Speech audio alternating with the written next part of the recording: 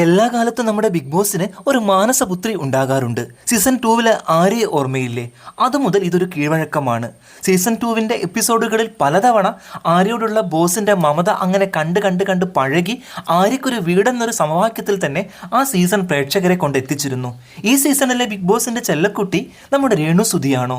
ഇന്നലത്തെ എപ്പിസോഡ് കണ്ടപ്പോൾ ചിലർക്കെങ്കിലും അങ്ങനെ ഒരു സംശയം ഉണ്ടാവാം. നല്ല രീതിയിൽ പോകേണ്ട ഓമനപ്പേർ എന്ന ടാസ്ക് കുളമാക്കി എന്നും പറഞ്ഞ് അക്ബറിനെ നന്നായി തന്നെ ശകാരിച്ച ലാലേട്ടൻ തിരിച്ച് ഇതിന്റെ റിയാക്ഷനായി അക്ബറിനെ വേട്ടപ്പെട്ടി എന്ന് വിളിച്ച രേണുവിനെ ജസ്റ്റ് ഒന്ന് പരാമർശിച്ചത് പോലുമില്ല. സീസൺ 3 ഒരു സംഭവം ഓർമ്മയില്ലേ?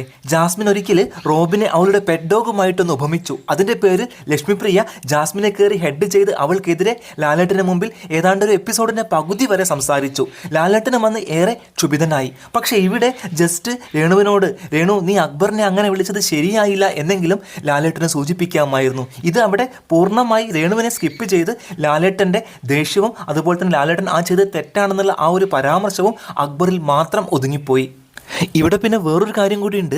മത്സരാർത്ഥികൾ ആദില നൂറ, ജോഡികളായി വന്ന ആദില നൂറ ഉൾപ്പെടെ 19 പേരുണ്ടെങ്കിലും ഈ ഷോയുടെ ഇതുവരെയുള്ള സെൻറ്റർ ഓഫ് അട്രാക്ഷൻ അത് രേണു സുധി തന്നെ. ആക്ഷന് തിരിച്ച് മര്യാദയ്ക്ക് റിയാക്ഷൻ കൊടുക്കാനോ അല്ലെങ്കിൽ തന്നോട് അകന്നു നിൽക്കുന്ന പ്രേക്ഷകരെ ഈ ഒരു കിട്ടുന്ന ഓപ്പർച്യൂണിറ്റീസ് ഫലപ്രദമായി ഉപയോഗിച്ച് തൻ്റെ നേരെ അടുപ്പിക്കാനോ ഒന്നും രേണുവിന് ഇതുവരെ കഴിഞ്ഞിട്ടില്ല. പക്ഷേ രേണുവിന് വേറൊരു കാര്യം കഴിഞ്ഞു. ഹൗസിന് പുറത്ത് വോട്ട് ചോദിക്കുന്ന ഒരു വീഡിയോ. എനിക്ക് തോന്നുന്നു ഈ ബിഗ് ബോസിൻ്റെ ഈ സീസൺ 7 ഹിസ്റ്ററിയിൽ തന്നെ ആദ്യമായിട്ടാണ് ഈ ആഴ്ച ഞാൻ പുറത്താണ് എനിക്ക് വോട്ട് വേണമെന്നൊരു മത്സരാർത്ഥി അഭ്യർത്ഥിക്കുന്ന ഒരു വീഡിയോ ഇറങ്ങുന്നത്. ആ വീഡിയോ പുറത്തിറക്കി ഹൗസിന് പുറത്തുള്ള ഒച്ചയനക്കം ലാലേട്ടനിലൂടെ വീക്കെൻഡിൽ ഹൗസിന് അകത്തെത്തിക്കാനും രേണുവിന് കഴിഞ്ഞു.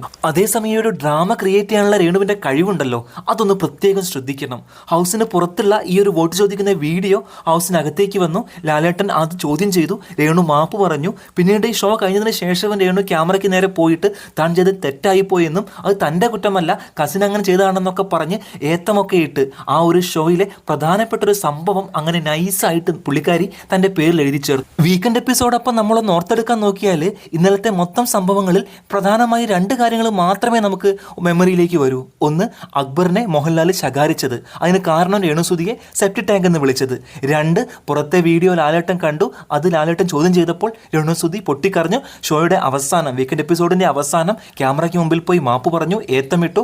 അങ്ങനെ ആ 2 സംഭവങ്ങളിലൂടെ വീക്കെൻഡ് എപ്പിസോഡ് മൊത്തത്തിൽ തൻ്റെ പേരിലാക്കി മാറ്റാൻ രേണുവിന് കഴിഞ്ഞു. ഇങ്ങനെ നോക്കുമ്പോൾ പ്രേക്ഷകർക്കിടയിൽ റീച്ചുള്ള ഒരു കണ്ടസ്റ്റൻ്റ് എന്ന നിലയിൽ രേണുവിന് ചില്ലറ കൺസിഡറേഷൻ ബിഗ് ബോസ് കൊടുക്കുന്നുണ്ടാവാം. ഇനി അതല്ല, എല്ലാം കൂടി ഒരുമിച്ച് ഇന്നാണോ ലാലേട്ടൻ രേണു റോസ്റ്റ് കുക്ക് ചെയ്യാൻ പോകുന്നത്? നമുക്ക് ഇന്നത്തെ എപ്പിസോഡിനായി കാത്തിരിക്കാം.